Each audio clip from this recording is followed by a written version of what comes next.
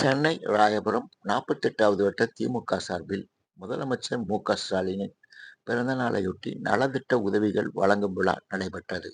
வட்ட செயலாளர் பாலன் தலைமையில் நடைபெற்ற இந்த விழாவில் திராவிடர் கழகத்தின் துணை பொதுச் செயலாளர் வழக்கறிஞர் மதிவதனி கலந்து கொண்டு பேசினார். அப்போது அவர் திமுக மேடையில் காவி துண்டை கழற்றி எறிந்த திமுக வட்ட செயலாளர் கொரியர் முருகனின் மதசார்பற்ற தன்மையை வெகுவாக பாராட்டினார்.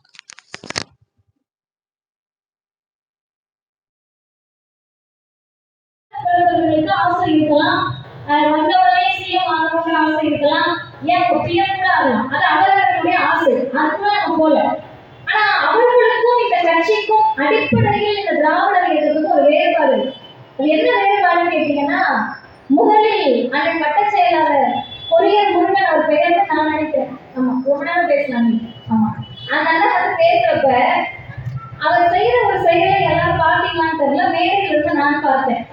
மாலை போட்டிருக்காரு, கையில கயிறு கட்டியிருக்காரு, நெத்தியில குங்குமம்லாம் இருக்கு.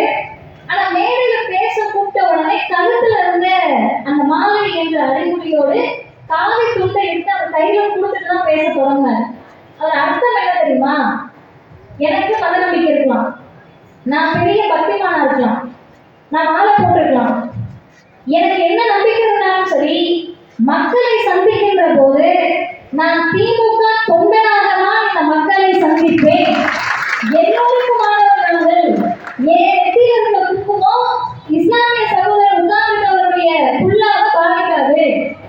என் நெத்தியில் இருந்த குங்குமம் கருப்பு சட்டை போட்டு வந்திருக்க மதிவதனையை பாதிக்காது என்று சொன்னால் அது திமுக.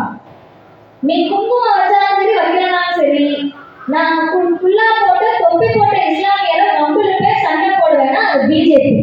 இரண்டுக்கும் உள்ள அடித்தளமான அடிப்படையான வேறுபாடு அது.